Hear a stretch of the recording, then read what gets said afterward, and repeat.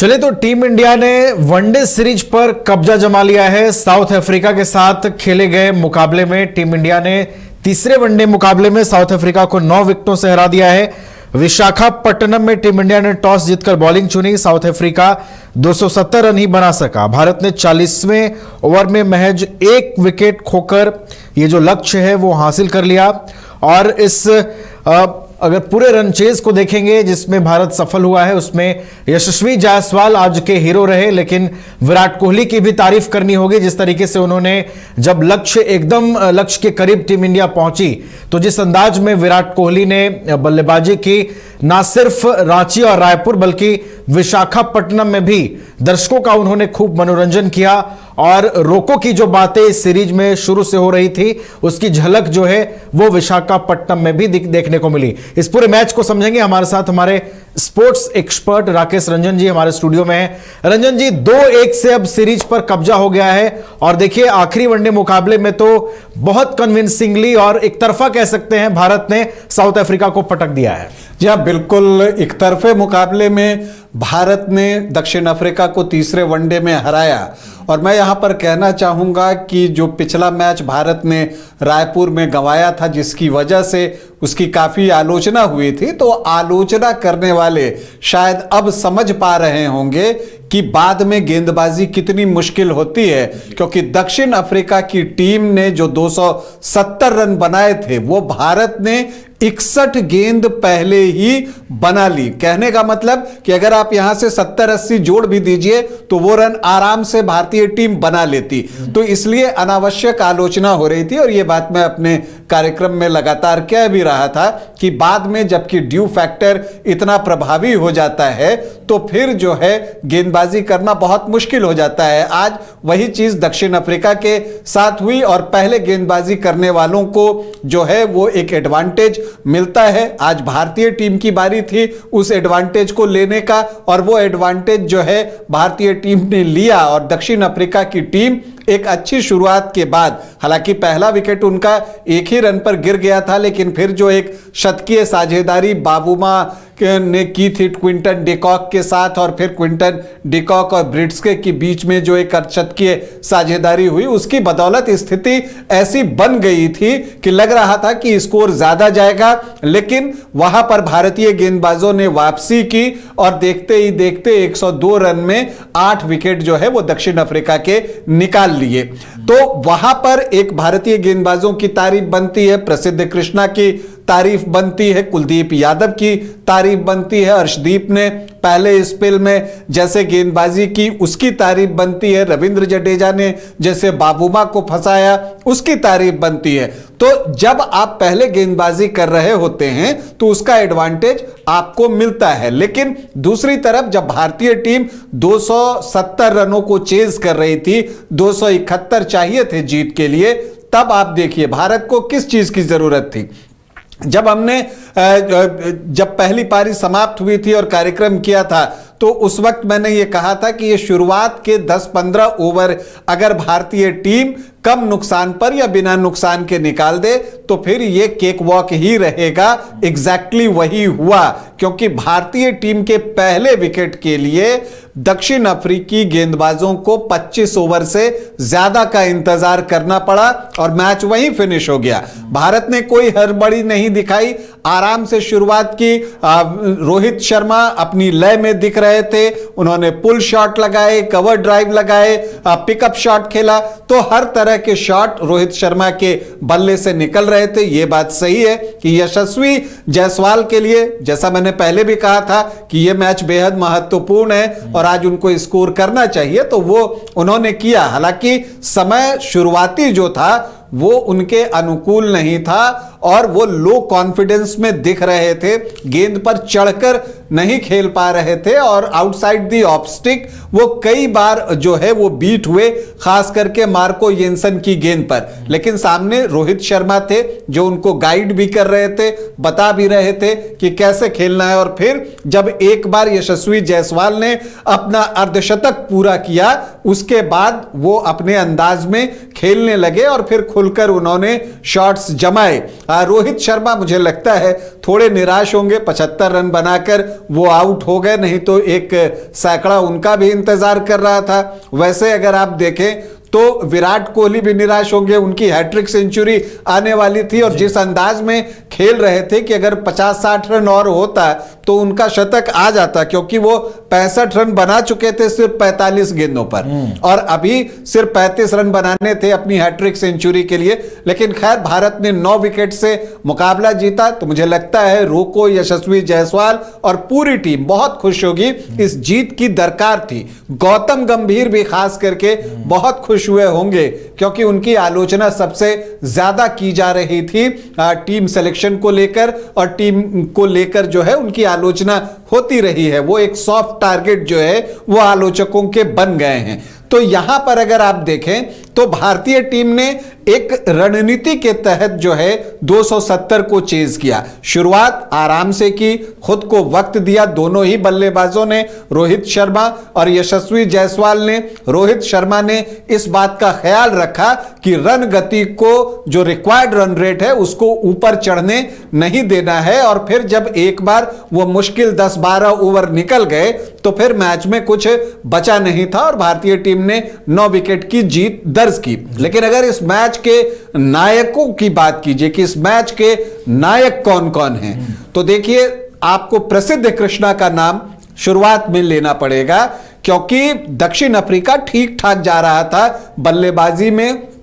168 पर 2 उसका स्कोर था। प्रसिद्ध कृष्णा पहले स्पेल में 2 ओवर में 27 रन खर्च कर चुके थे। वहां उनकी वापसी होती है और वहां से जो है वो पहले ब्रिड्सके को आउट करते हैं, फिर उसी ओवर में मार्करम को आउट करते हैं, फिर शतकवीर क्विंटन डिकॉक को आउट करते हैं और फिर आखिर में जो है बैट्समैन को आउट करते हैं। तो ये जो बीच के स्पेल में आकर उन्होंने 3 विकेट लिए, वहां से मैच बदल गया। अगर आप मैच का टर्निंग पॉइंट कहिएगा तो वही मैच का टर्निंग पॉइंट था जबकि प्रसिद्ध कृष्णा उन्होंने ब्रिड्सके को आउट किया था। तो 29वां ओवर वो ओवर है जहां से मैच भारत के पक्ष में मुड़ने की वहां से शुरुआत हो गई।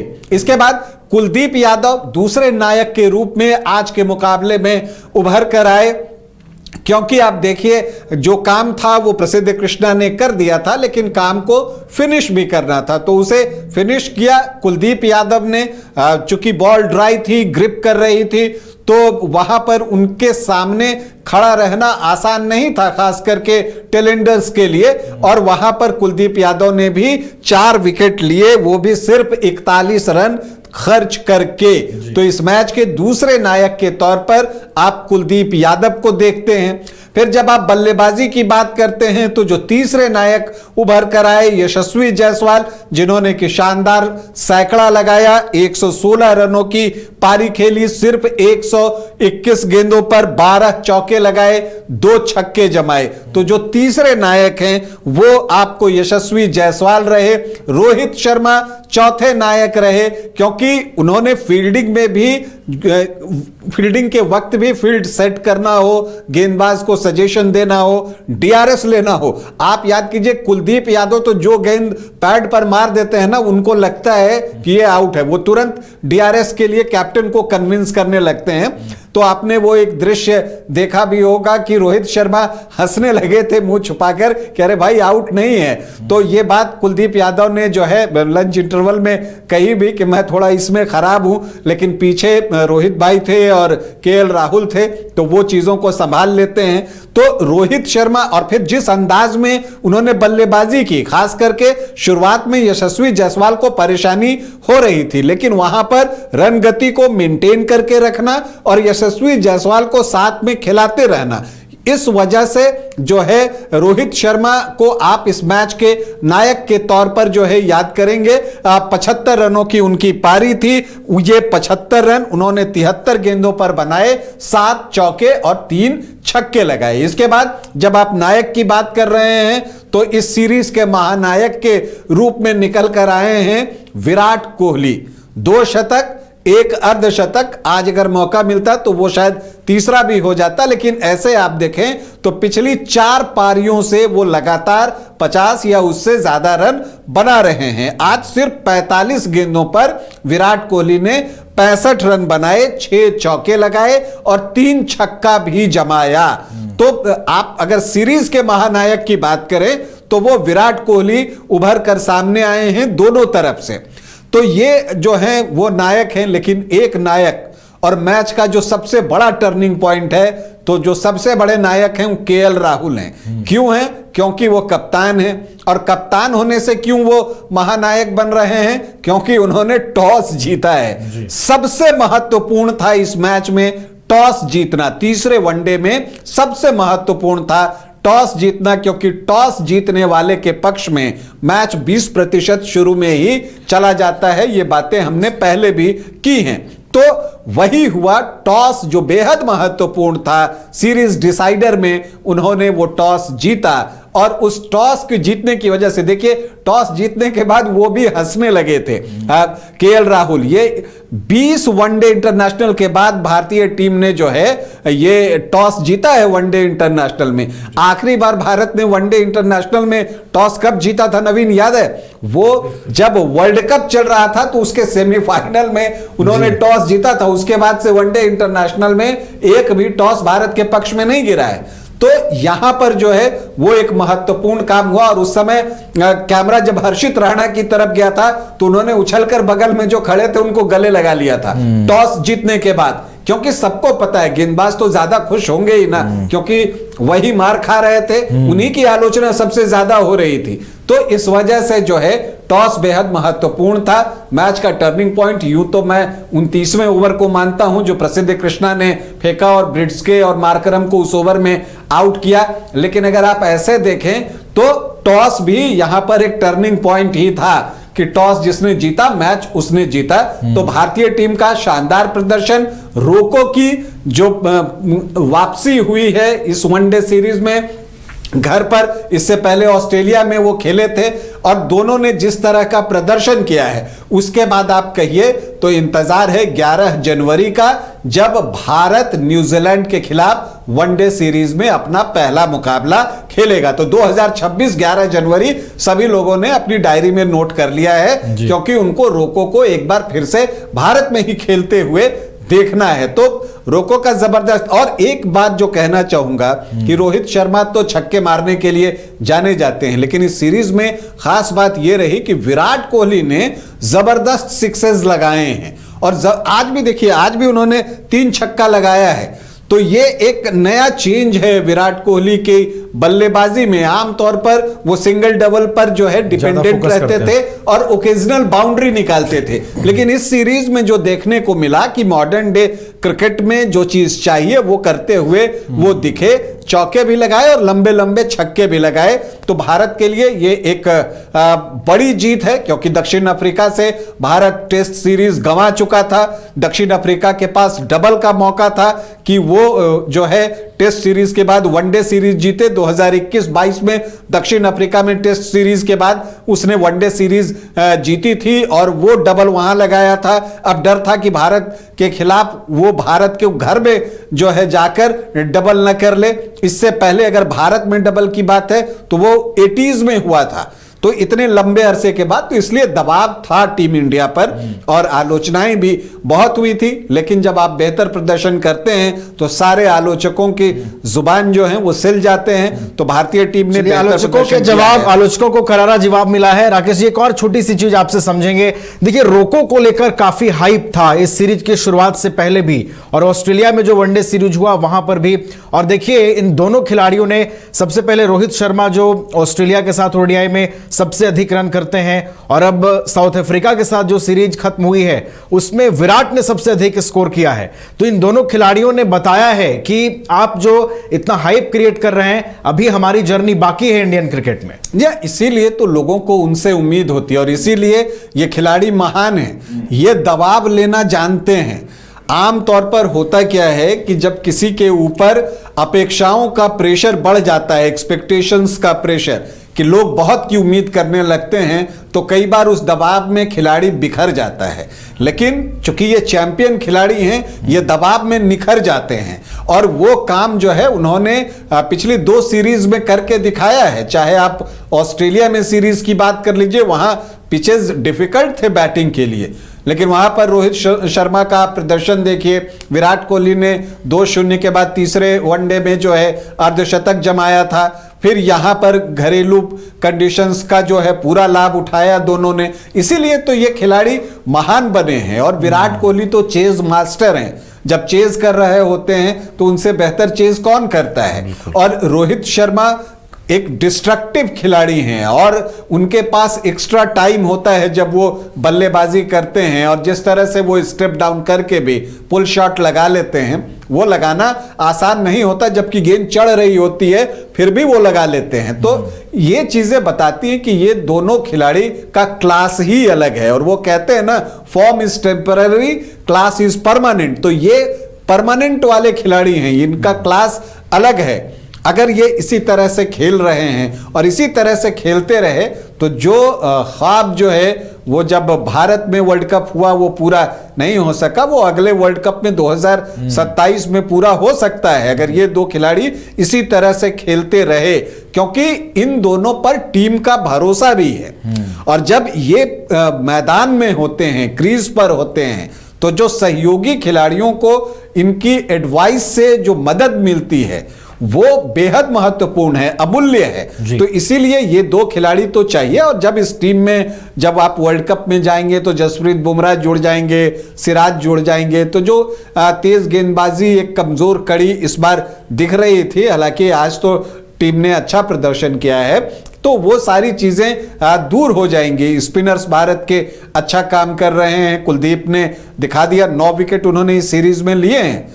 तो ये बताता है कि टीम जो है वो अपने आप को प्रिपेयर कर रही है। लेकिन जब आप प्रिपेयर करते हैं तो आप कई एक्सपेरिमेंट भी करते हैं, वो एक्सपेरिमेंट भी टीम कर रही है। आपको बैकअप प्लान तैयार रखना होता है। लोग ये आलोचना करते हैं कि आप जसप्रीत बुमराह और सिराज दोनों को कैसे छोड़ सकते हैं, लेकिन आपको यह भी सोचना होगा कि इंजरी आजकल किसी को कभी भी हो जाती है। तो वैसी परिस्थिति में अगर वर्ल्ड कप के आसपास इन दोनों खिलाड़ियों में से, भगवान न करे वैसा हो, लेकिन अगर कोई इंजरी आ जाए तो बैकअप आपका क्या रहेगा। अगर आप उसको खिला ही नहीं रहे हैं तो उसको तो आपको कॉन्फिडेंस देना पड़ेगा ना। तो ये चीजें जो है वो समझने की है। क्रिकेट में जो रणनीति बनती है जब आगे किसी बड़े टूर्नामेंट के लिए, तो वो एक दीर्घकालिक योजना होती है, वो ऐसा नहीं होता कि हर दिन इंप्लीमेंट होता है। तो वो चीजें की जा रही हैं। आज देखिए तिलक वर्मा को टीम में शामिल किया गया, उनसे 3 ओवर की गेंदबाजी कराई गई। हार्दिक पांड्या भी एक तैयार हो जाएंगे। इस सीरीज में अगर आप देखिए तो भारत को जो कमी महसूस हुई वो फिनिशर की हुई है, कि जो लास्ट में आकर लॉन्ग हैंडल का इस्तेमाल करे।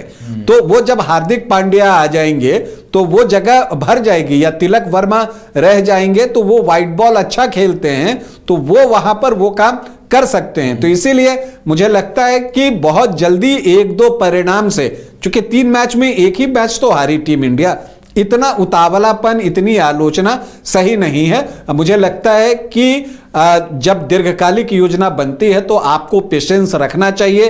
टीम ट्रांजिशन पीरियड में है, ये बात सभी जानते हैं।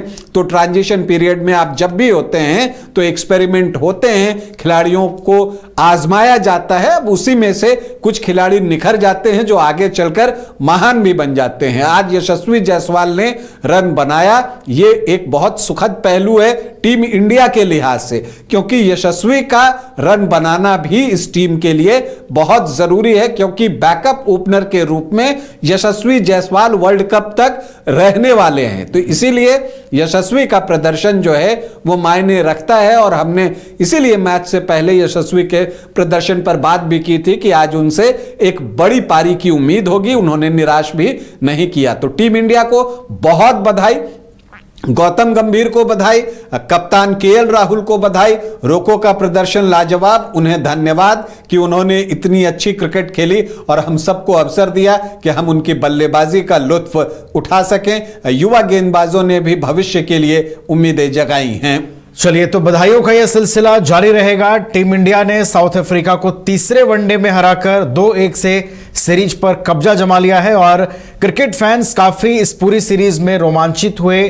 खासतौर पर रोको की बल्लेबाजी ने उन्हें काफी प्रभावित किया। इसके अलावा यशस्वी जायसवाल भी एक नए ओपनर के तौर पर अब उभर रहे हैं। टीम इंडिया को ढेरों बधाई और अब इंतजार रहेगा अगली वनडे सीरीज का। बहुत बहुत शुक्रिया राकेश रंजन जी हमारे साथ इस कार्यक्रम में शामिल होने के लिए।